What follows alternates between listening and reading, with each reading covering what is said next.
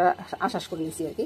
তারপরে ওই যে চিনি নুন সামান্য একটু কর্নফ্লাওয়ার দিচ্ছি, নাকি তো দিব না, ওই জন্য সামান্য একটু কর্নফ্লাওয়ার দিচ্ছি। এবার পূরণ করবো।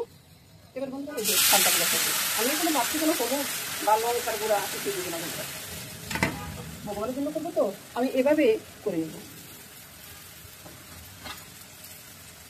আর ভগবানের কাজ করতে আসলে না সব কিছু দেখানো সম্ভব হবে, বুঝলেন, সেটা আপনারা একটু বুঝে নেবেন। আর ওদিকটা দেখ বসিয়ে দিলাম, ওদিকেও আমি একটু ওই বসাবো, 5 মিনিটের একটা তরকারি বসাবো। ওইদিকে তো সালটা রাখাটা হচ্ছে বন্ধুরা, এদিকে আমি এই যে 5 মিনিটের তরকারিটা বসিয়ে দিব আর কি। শাকটা ভিজেছিল তাই ওর ফোড়নটা হাতে লেগে যাচ্ছে। এবার আমি ফোড়ন দিয়ে দিব, চুলার রাস্তা বাড়ানো নাই, ফোড়নে দিয়ে দিব আদা।